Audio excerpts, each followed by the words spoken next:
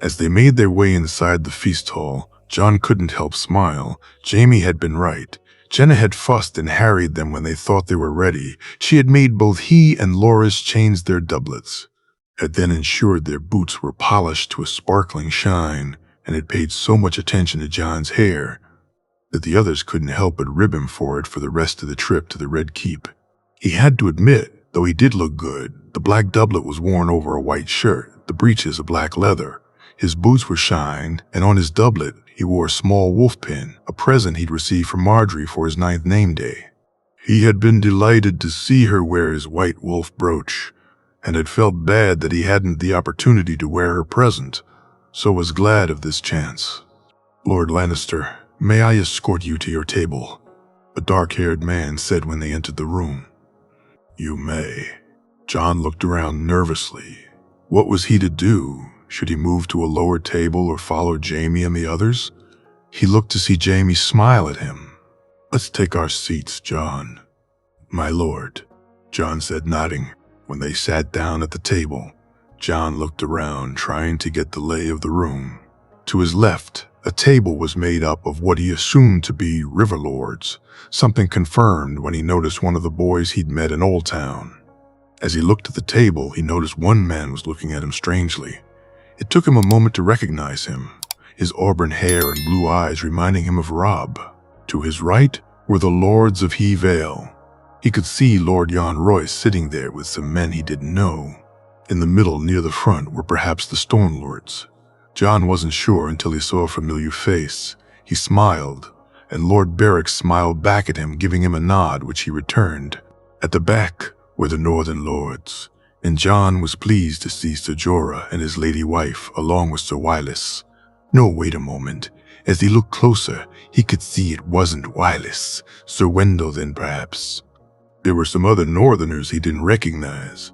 2 men who looked a little like his uncle, Karstarks perhaps, and a tall, quite striking young woman who smiled at him when she caught his attention. He smiled back when he finally recognized her as Daisy Mormont. She then turned to speak to a large man, who John was happy to see was the small John. He couldn't for the life of him find Marjorie or her family, and as he looked around, he heard a snigger come from beside him. "Looking for someone?" Loras said. Loras said, "What know I?" "No, I. Careful, John. My sister's not here yet, and already your tongue is tying itself in knots." Loras said, laughing. "I was just wondering where they'd be sitting. I can't see any table for them." John said, "Well, the Lords of the Reach are over there," Loras said, pointing to a table in the corner. "But if they put my grandmother there, that will not go down well. Perhaps she's refused to attend," Loras said, and John's brow creased. Their own table was a mix of Jamie and his family and some of the most notable lords of the Westerlands. Lord Brax and his heir Tytos, and Lord Crakehall and his son Lyle were both there, as was Lord Bainfort. None of them had raised any objection to John sitting at their table. Not that Jamie would have it, but over time he'd become friendly with most of the Western lords, having attended meetings with Jamie. John was now accepted for who he was, rather than what he was. All rise for the king and queen. John turned to see the king being accompanied by Lady Allery, the queen looking anywhere but at Lord Mace beside her. Behind them, Prince Joffrey was walking with that smug smile on his face, while Marjorie walked beside him, followed by Lord Arryn and Lady Olenna. John felt his heart turn looking at Joffrey holding Marjorie's hand, the boy looking like the cat who got the cream, quickly managing to raise John's annoyance even further. As they made their way to the high table, John couldn't wait to get out of here, suddenly having no desire to stay in this hall for the remainder of the evening. He was so engrossed in his own thoughts that he missed the smile Marjorie had on her face when she saw him, the first one she's shown since entering the hall. "I told you grandmother would not sit at that table," Loras whispered. "Indeed," John said sourly. When the king and queen took their seats, so did everyone else, and John was pleased to find that he couldn't really see where Marjorie was seated from this viewpoint. The dishes began arriving, and John found he had little appetite. something Loris picked up on quite quickly. "Are you well, John?" his friend asked concernedly. "Aye, just not in the mood for what is this, boar?" "I think so." "It seems our king likes meatier dishes." "That explains a lot," John said, and Loris burst out laughing, something he couldn't help but join in with. "What are you two talking about?" Lancel said from across the table. "Oh, nothing. John was just pointing out that the king's taste in dishes explains a lot," Loris said. "Loris said." Lancel shook his head, not taking the meaning, which only made John and Loris laugh even louder. "You two are odd," Lancel said, turning to tuck into a particularly juicy piece of boar. "Enjoy your meat, Lancel. It'll help you grow up to be big and strong," Loris said. Loris said, "Aye, a mighty stag you'd make," John said, and the two boys were set off yet again. "Boys," Jenna said, her crisp voice, and the look she gave them enough to scold them from where she sat. He and Loris quietened down for now, but very soon were laughing about something else. Before John once again caught Lord Edmure looking at him, he turned and smirked. Having recognized that look, it was one he'd seen a lot in Winterfell. "Why is Lord Tully giving you a death stare, John?" Loris asked. "Probably because he's a cold fish just like his sister," John said as he raised his glass and grinned at the man, much to his obvious annoyance as he almost jumped up from his chair. After the dishes were served and John was sure anyone who'd eaten more than a mouthful would no doubt be stuffed, they were free to walk and speak to people before the dancing started. He decided to walk to the northern table and bid them hello, but as he looked to the high table, he saw Marjorie laugh at something the prince said, so he stood up and pushed his seat loudly back. Unfortunately for him, it wasn't just Loras and those at his table who noticed, as when the king looked down to see who had made the noise, he saw Jon. "Jon Snow, come here. Your king wishes to speak to you," Robert said, his smile beaming. Jon reluctantly walked to the high table. He saw Jaime look at him and so nodded to him to show he was fine. As he got closer, he saw Marjorie smile at him, and he smiled back, only for the prince to notice and look at him in disgust, an expression he most definitely picked up from his mother, Jon thought, as she too was looking at him the same way. Lord Mace, bless his heart, looked completely at a loss. No doubt his attempts to speak to the queen had not gone down well. His wife, though, just like her daughter, gave him a welcoming smile, while Lady Olenna sat there, an expression on her face that Jon had begun to call her questioning face. She was taking everything in. Given what both Marjorie and Loras had said about her and what Jaime had told him, she was examining everything to see if there was an advantage to be had. "Your Grace," Jon said, taking a knee. "Your Grace," he added, looking to the queen. "Come, lad, take a seat. You bring the boy a chair," the king said without looking to a servant. Jon could see the look of dismay on both the queen and the hand's face. But what could he do? Should he refuse the king, it would be much worse. But he knew that both at the high table and at tables behind him, there were people who were livid at this.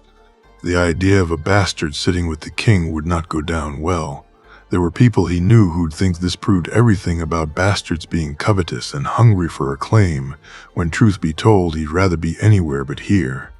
"Now, lad, finally I have someone normal to speak to.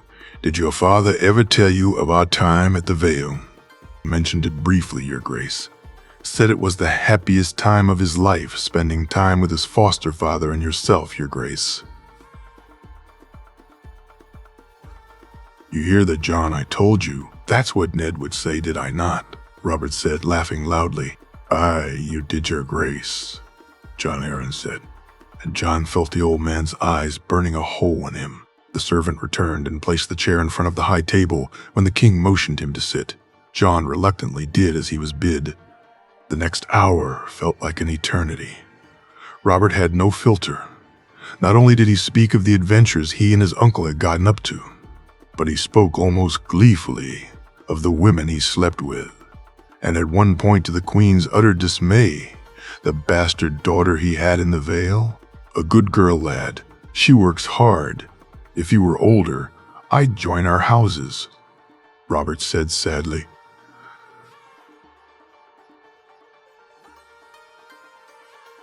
"That's all I ever wanted, lad.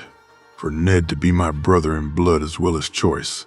Had you been Maya's age, I could have done that. She'd be a fine wife for you, lad.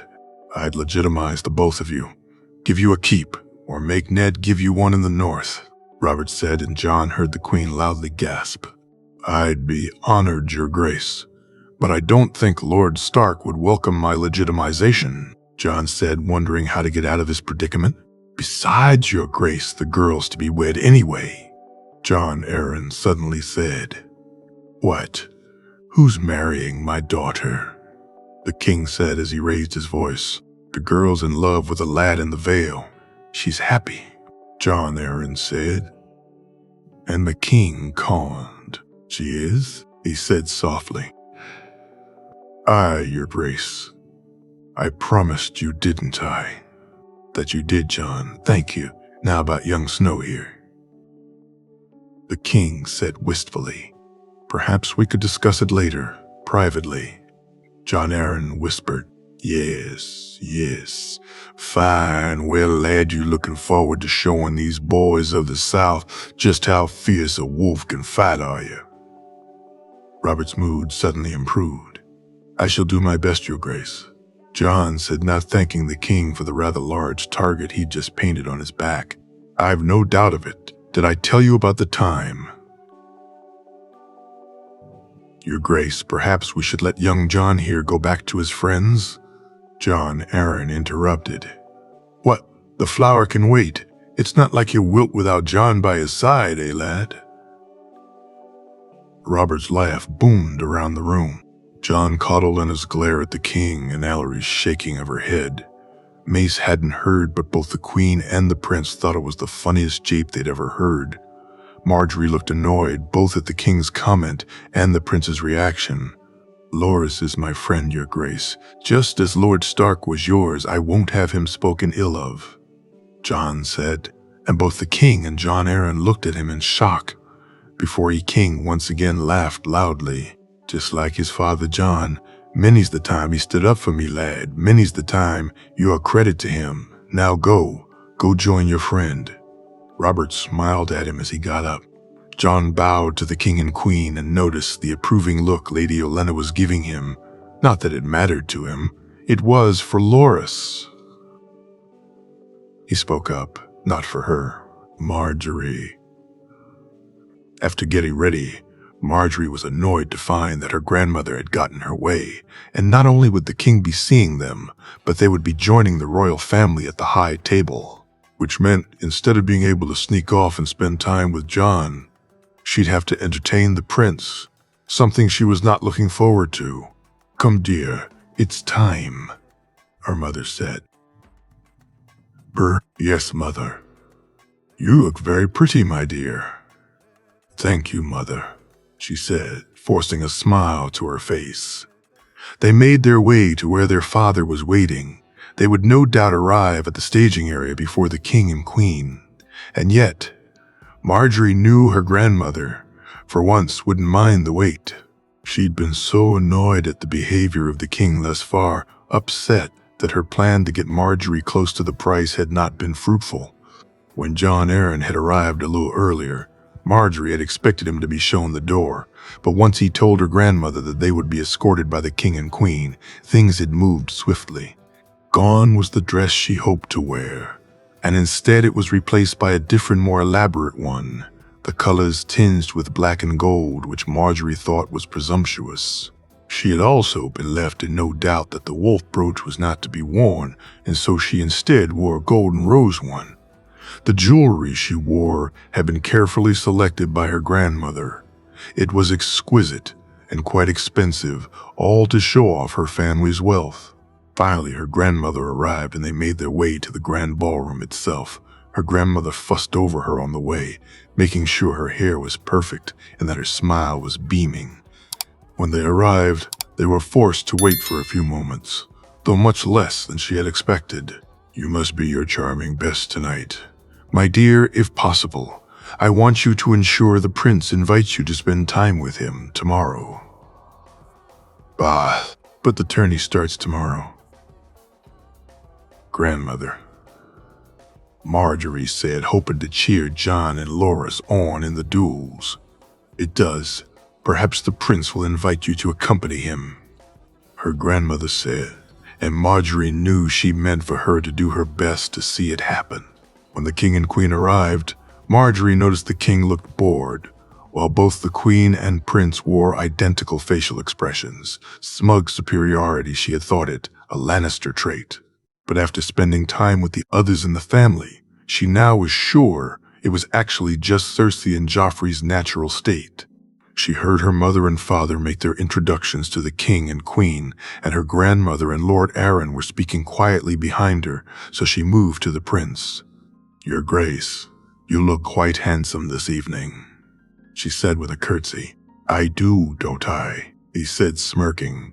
"You look quite pretty too," he added, though it was said without feeling, and the smirk never left his face. "I would be honored to accompany you tonight, Your Grace." "Indeed," Joffrey said, and held his arm out nonchalantly. As they began to make their way into the ballroom, she tried making conversation with the boy, only to find he was full of single-line remarks and put-downs, some of which he addressed to her, and some he just said without caring if she was listening or not. "Your family should feel very honored to accompany us tonight." "We do, Your Grace." "Good," he said, turning away. "No!" "Good." They walk slowly. She caught him looking back at her grandmother and Lord Arryn. Thankfully, as they entered the room, he shut up.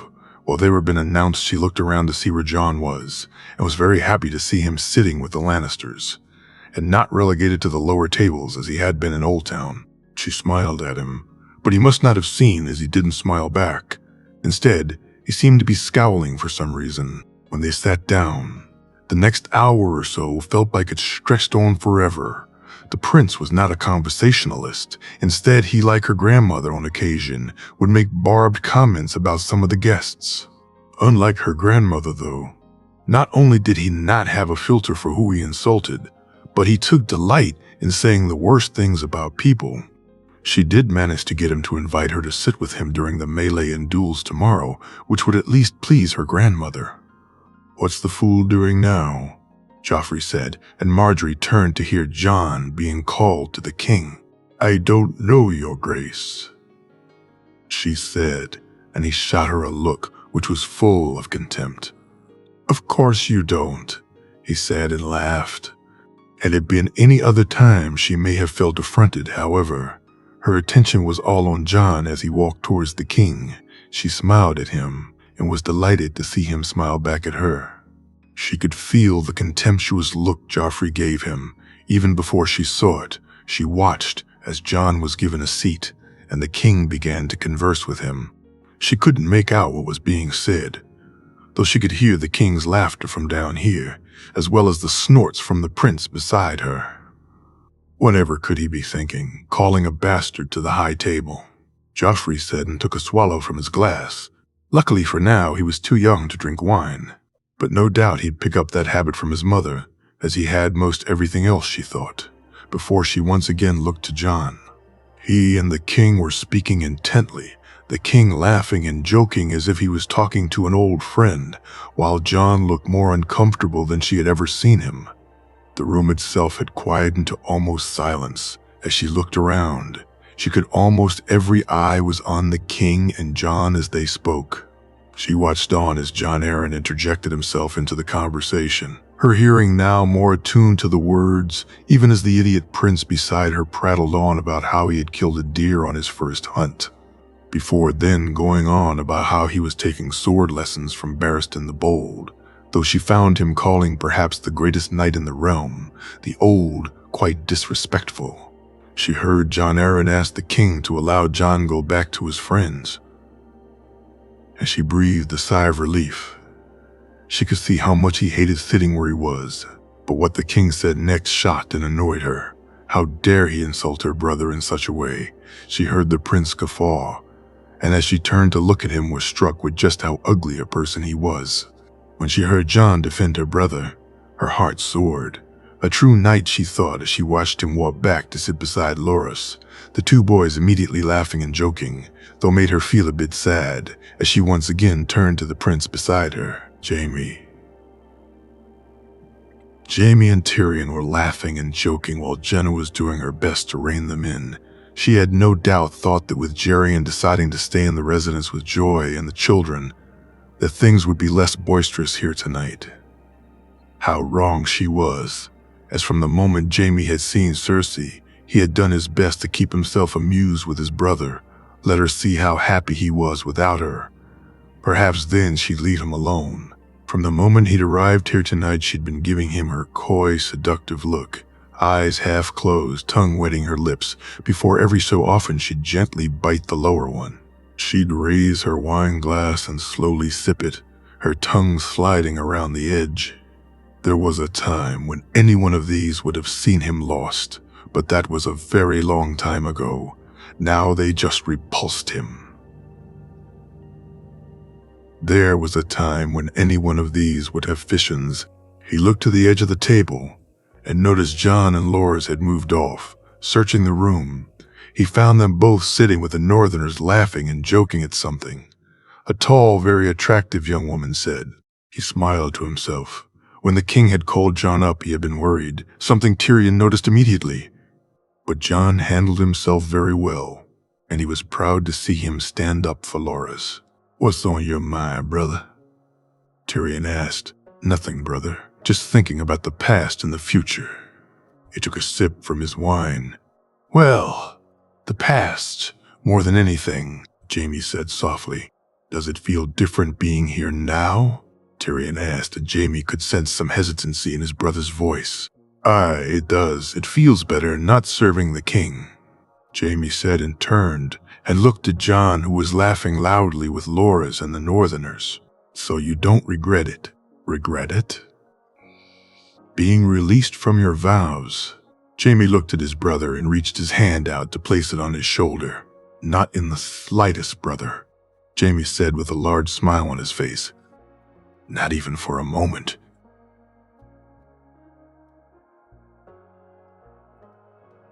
He felt Tyrion's shoulder relax under his hand.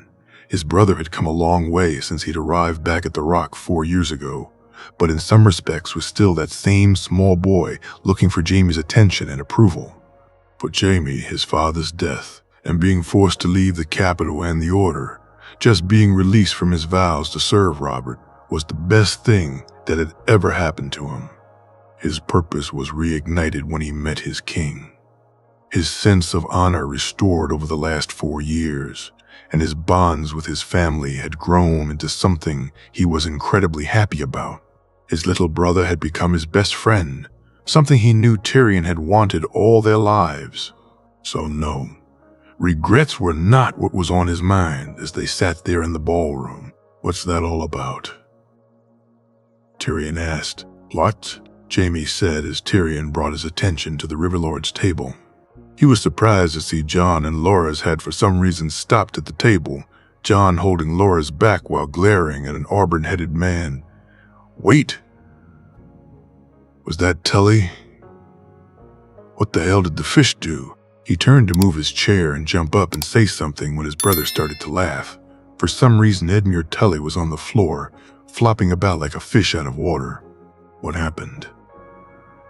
"I think Tully reached out to grab at Jon.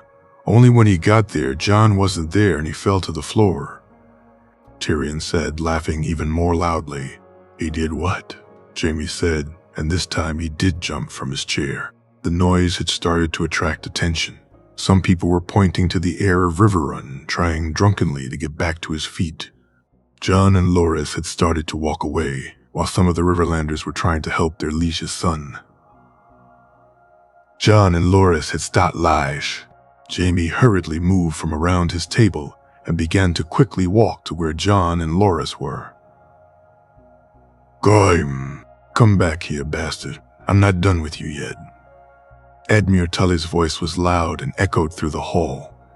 Lord Edmure. A young man set his hand, trying to hold the air of River Run steady. Look at him, a low-born bastard thinking he belongs in the same room as his betters. The floppy fish said, his words slurred. John and Loris just walked onward, John practically dragging Loris with him. When they got to where Jamie was standing, John shook his head at him, mouthing the words, "Leave it."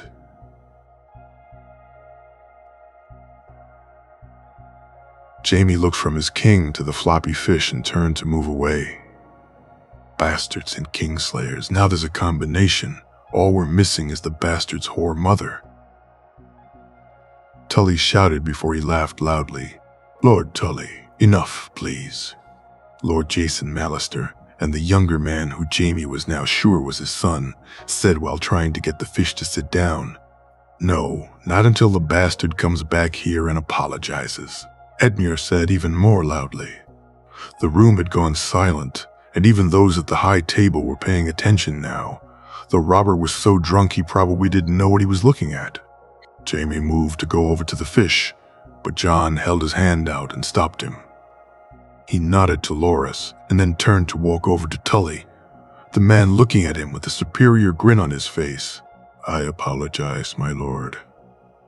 I apologize that you come from a house of oath-breakers and those who grasp too high, a house that no doubt in your capable hands shall soon surely fall to the level it deserves. I apologize to your father, for no father should suffer the disappointment of a son such as you. I apologize to your companions for having to bear the shame of serving a drunken fool and suffering his company. I apologize to the good lords and ladies who've had to watch as a knight of the realm made a fool of himself, and to you, my lord, I offer my sympathies, for a fool knows not when he's being a fool, John said, and turning from Edmure he bowed to Lord Mallister. Edmure Tully stood by gobsmacked. His companions' expressions ranged from disbelief to outrage, though Jamie saw Lord Raymond sitting at their table with a smile on his face. John turned to walk away, and the fish lunged at him. Once again, John moved quicker, and for the second time, the drunken fool ended up on the floor. You are lucky, my lord, that my wolf is elsewhere. Fresh fish is one of his favored foods, John said, and Jamie laughed loudly, as did some others. My lord, John said, bowing to Lord Mallister again. Pick him up and keep him under control, you hear me? Jamie said, ending the argument for now. John winked at him and walked over to Loris before heading back to their table. Jamie looked around the room. John Arryn was whispering in the king's ear, while Cersei looked disgusted, an expression even more ugly than the one her son bore. He looked to the Tyrells, who were watching intently, Mace looking affronted while Olenna had a more neutral expression. The young girl Marjorie, though, was breathing quite quickly, trying to compose herself. As he looked to the door, he was surprised to see Sir Barristan standing there with a smile on his face. His brother had not been on duty this night, and Jamie hadn't seen him once. Had he been here all the time? Was he watching John from the shadows? Jamie was sure now he had been. He nodded, and Sir Barristan nodded back to him. Loris. When John had come back after speaking with the king, Loris had wanted to hug him, to stand up for him publicly, in front of the king no less. He couldn't have wished for a truer friend. John's expression was restrained fury. He knew it well, having seen it occasionally on the training ground. While John didn't often allow the wolf free, it could be glimpsed from time to time. And Loris, who spent more time with him than anyone other than Lord Jamie, knew his moods better than anyone. Are you all right, John? He asked. I'm fine, though I'm in the mood to stab a stag. Has the next meat course arrived yet? John said and laughed, and Loris couldn't help but laugh with him. They ate some of the next course, which arrived, and once again Loris noticed the looks John was receiving from the Lord Tully. This time, though, his friend was receiving the same look from a few others also. It infuriated them that they would dare judge his friend, but John didn't seem to care, so Loris put it aside for now. Why don't we go over to speak to your fellow Northerners, John? Loris said, hitting on an idea. Aye, that sounds like a great idea. It'll be fun. Though, prepare for some tall tales, Loris. He and John got up and passed the Riverlord's table. He could swear he heard someone mutter the word bastard under their breath, but when he turned to look, he couldn't see who it was. When they reached the northern table, John made the introductions. Sir Jorah, Lady Lindsay. Chair, John said with a bow. Well met, John. Come have a seat. Sir Jorah said with a large smile. You're Reaper. You too, nephew. Or are you too big to come give your aunt a hug? Linesi said, and he quickly went to his aunt. Have you met Sir Wendell, John? Jorah asked. I don't believe so. I've met your brother Sir Wireless, though. Sir Wendell, how fares he and your family? They're doing well, John. My father and brother send their regards.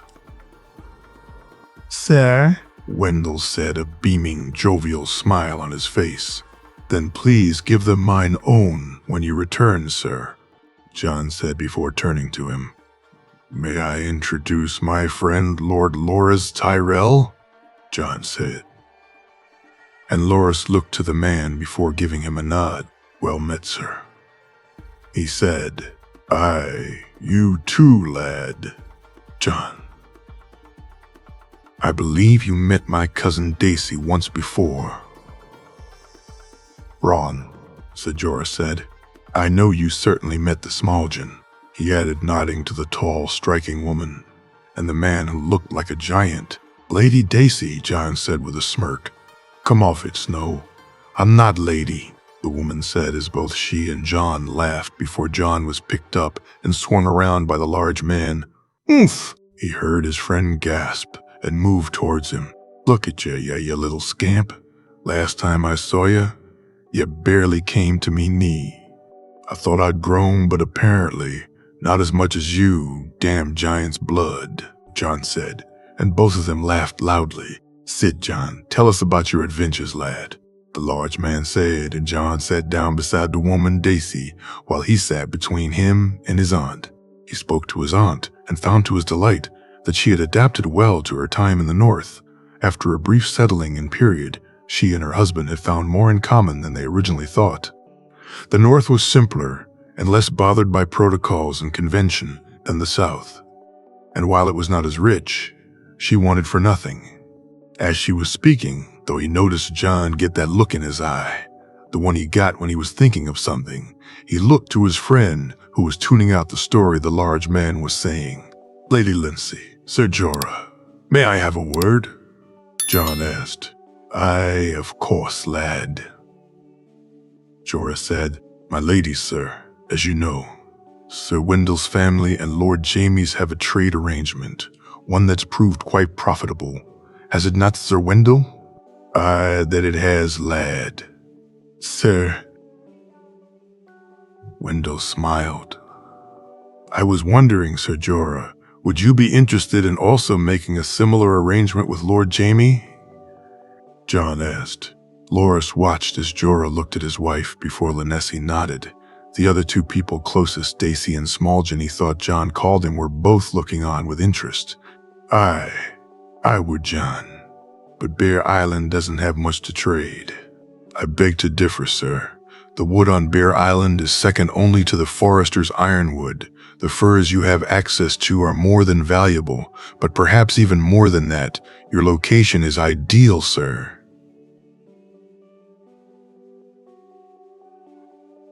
John said. I'm sorry, John, I don't follow. Sir Jorah said, shaking his head. Their borders. Very, sir. Bear Island's location gives it an advantage, just as White Harbor's does. It could serve as the collection point for the western coast, allow supplies to be moved from north to the west much easier, which would allow the east coast to focus more on Essos. John said, nodding to Sir Wendell. Loras looked on as lost as Sir Jorah was, but it was at this point his aunt stepped in. So you'd use Bear Island both to supply and to serve as a base for supplies? Linesi asked. Aye, my lady, but not just for the West. Should you be willing, perhaps a deal could also be made with the Reach, allowing for food to be transported also. John said, nodding while Linesi smiled. We could help supply the North, my love. I'm sure my father and sister's families would be interested, Linesi said. Smallgen, your father's lands are also rich in wood and furs. Could they be transported easily to Bear Island? John asked. Aye, they could, John. Though I'd need to discuss it with my father. The large man said, an intrigued look on his face. Would you be willing to speak to Lord Tyrion on this, Sir Jorah? Aye, John, I would. The extra coin would help my people a lot. But what you're saying would cost a lot to get started, and it's not coin I can spare at the moment. There's also the Ironborn to worry about. Sir Jorah said, and Linesi scowled at him. I believe Lord Tyrion can help with the startup costs. Sir, I shall speak to him on it, but it can be used against future profits. As for the Ironborn, well, the increase of ships would be a target. But if you can protect your people as well as your family always does, then I'm sure Lord Jaime will be able to protect the ships, John said. Then feel free to set up the meeting, John. Thank you, lad. This could really help Bear Island in the north, Sir Jorah said, patting John on the shoulder. They spent another few moments at the table, laughing and japing with the Northerners. Loras found they were much like John, honest and without pretense.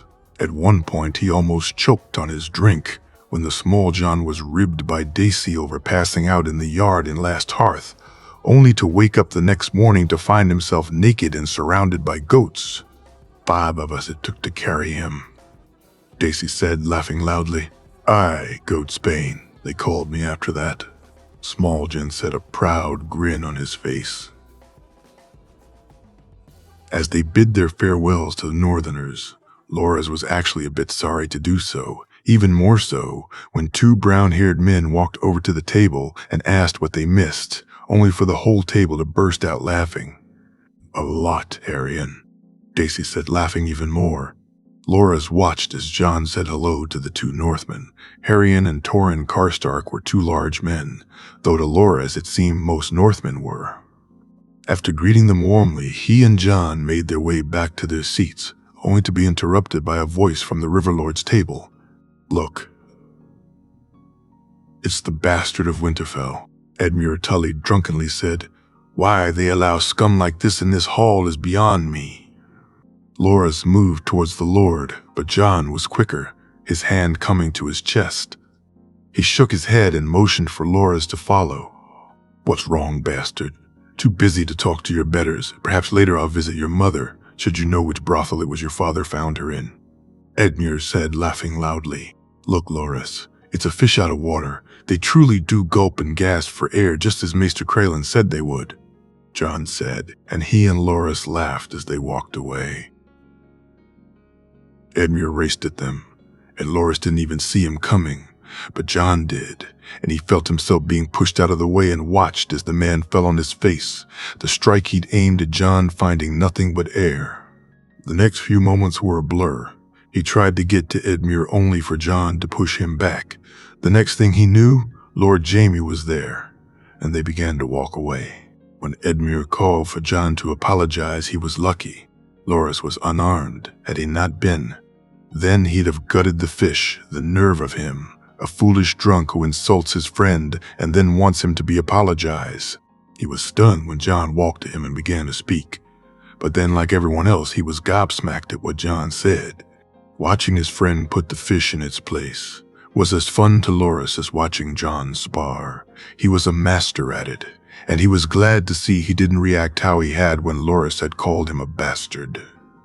Though he now felt the shame of now knowing why that was, he was John's friend. His opinion mattered, the fish's didn't. He moved to intervene when Edmure went for John again, but then couldn't help but laugh loudly when yet again he ended up on the floor.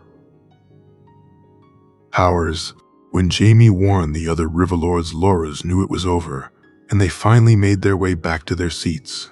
So much for a peaceful night of drinking, Tyrion said as they sat down, and he and Jaime burst out laughing. Jon, though, stayed quiet, and after a few minutes got up to leave the hall. He stood up to follow, but Jaime just motioned for him to stay seated. "Let him be, Loras. He wants some time alone," Jaime said. "But my lord."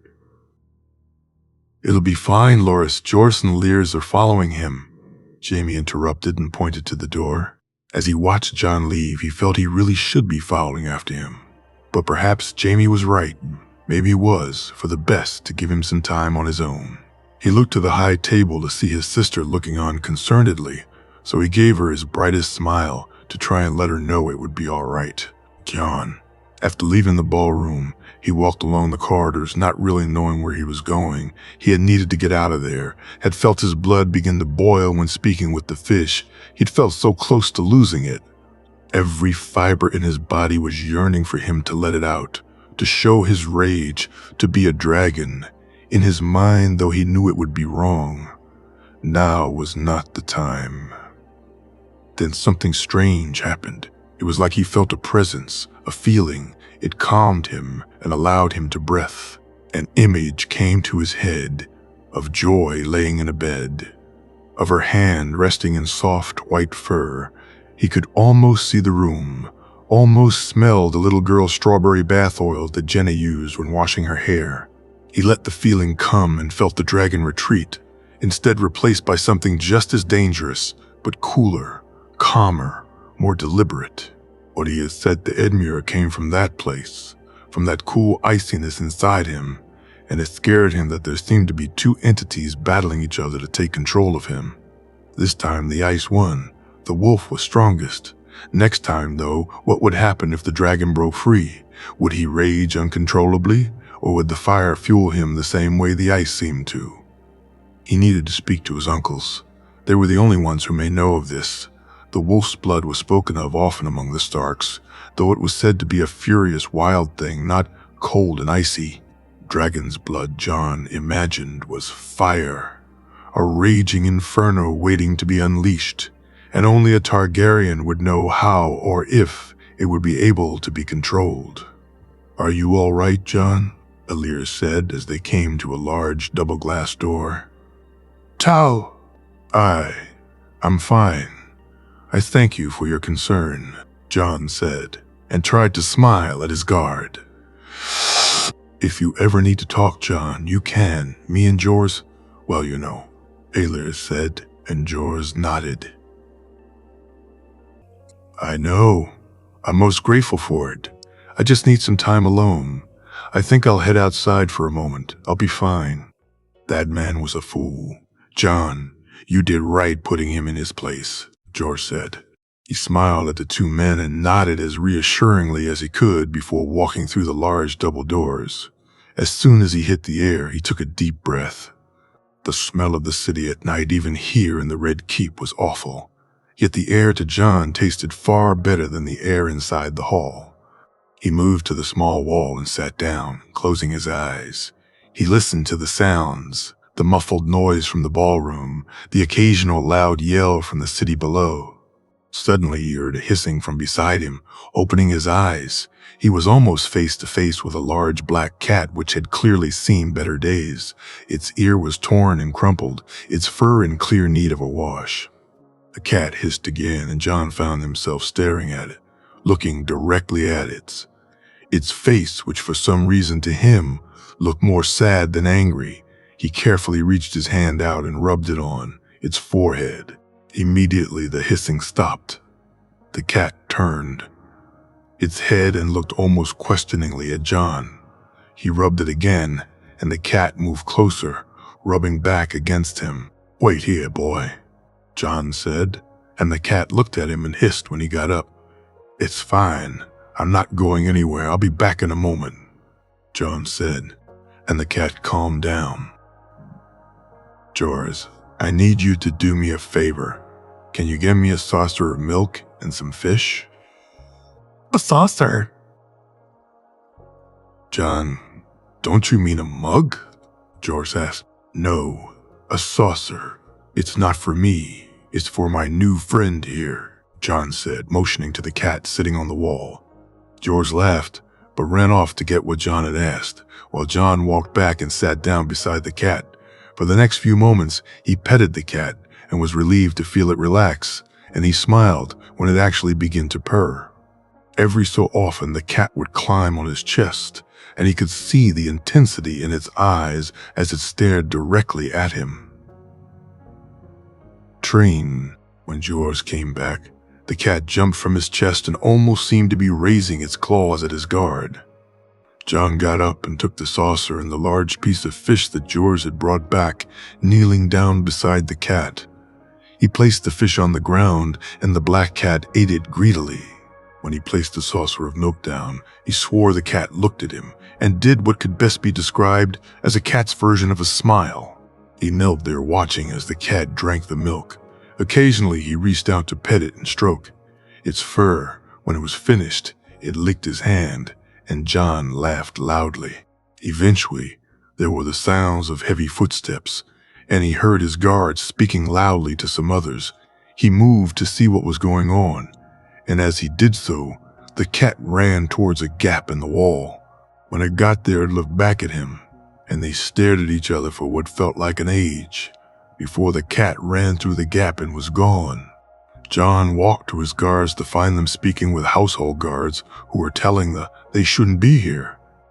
He made his apologies and left, finally deciding to call it a night and head back to their manse. Sir Barristan.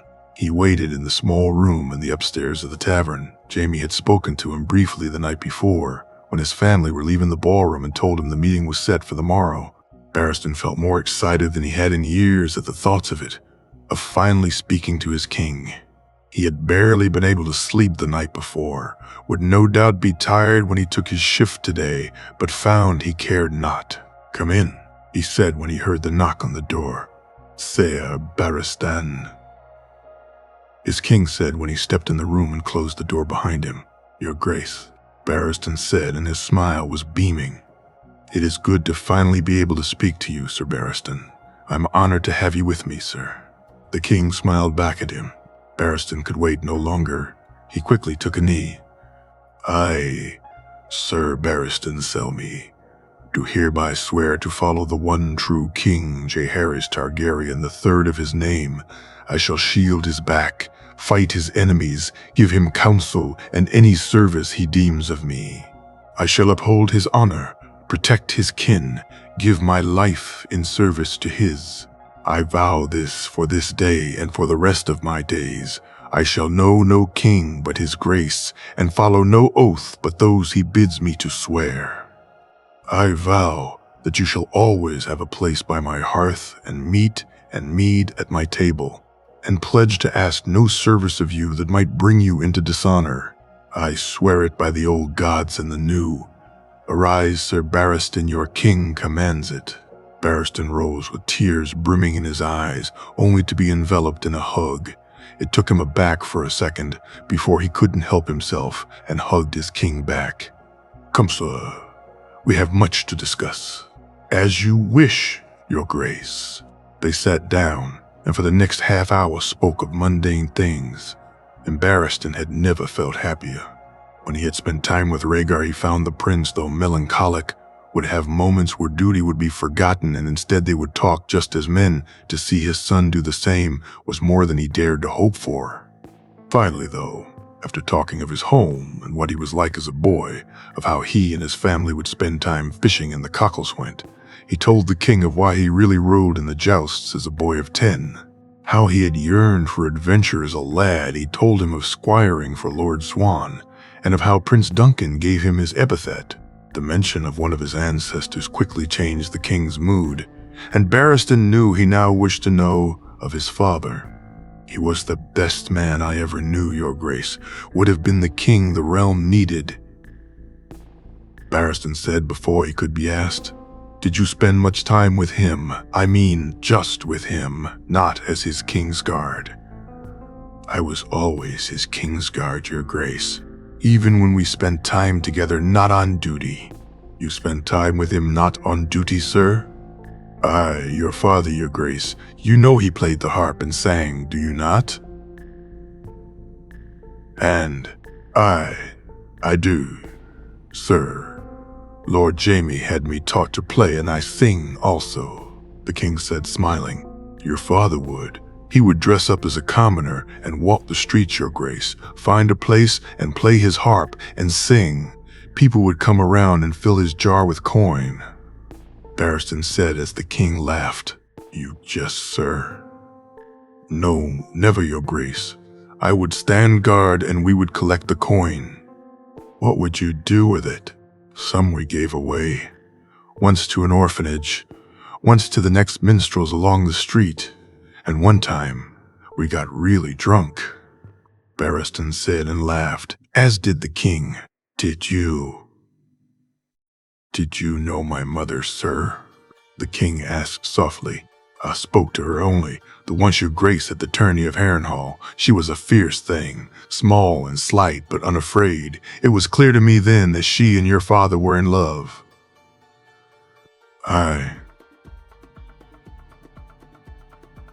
I was brought up to believe her raped Ser, to believe my father a kidnapper and a rapist, lied to about that and everything else until Lord Jamie told me the truth. I cannot imagine what that was like, your grace. Had I known of you then, I would have ridden to Winterfell to take you away myself." "You would." The king's voice was soft and light. "In a heartbeat, your grace. You were my king the day you were born. Had I known of you, I'd have ensured, like Lord Jamie has, that you were treated as such." "I thank you, Sir Barristan. I wish we had more time to speak, to talk of my father, of what must be done. I hope we speak again soon."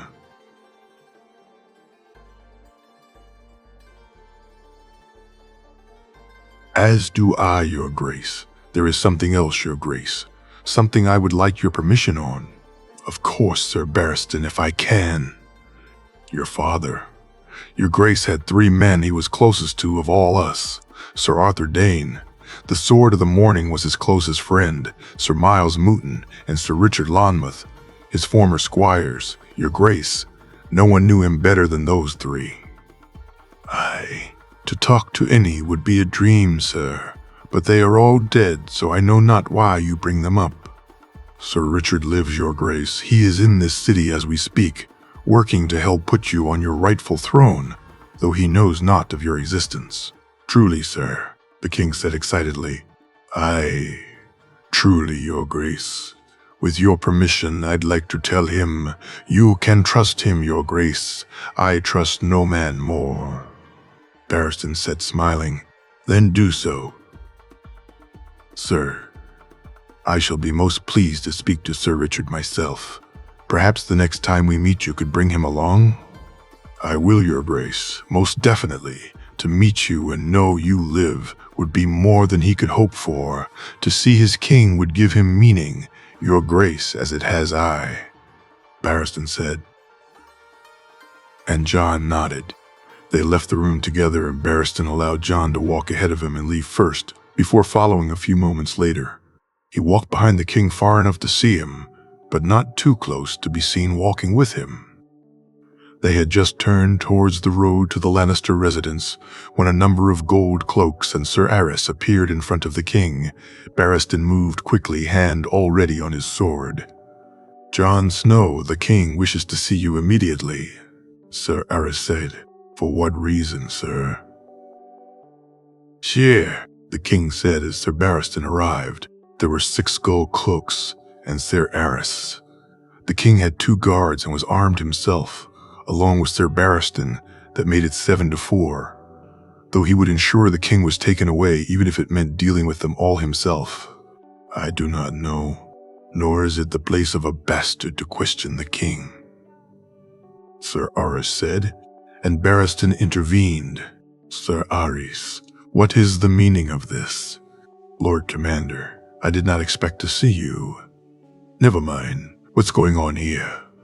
he said angrily. "I have orders to bring Jon Snow to the throne room. Something about Lord Tully, I believe." Barristan breathed a sigh of relief. He had feared the worst, though this was still serious. Though his king had been in the right last night, he was in the eyes of all a bastard while Lord Tully was heir to the Riverlands. If the man had made a complaint against him, then the king would be in trouble, but not answering it could be worse. He looked to the king, who just smiled. "Very well, sir. We should not keep his grace waiting, Jors. Why don't you go speak to Lord Jaime and give him my apologies for being late?" The king nodded to the man, who quickly took off up the street. Barristan nodded to his king before hurrying off in front of him. He needed to make it to White Sword Tower and get changed. Whatever was going to happen in the throne room, he would be there. He was a Kingsguard yet again, and he had a sacred duty, an honor to uphold, and most importantly, a true king to protect.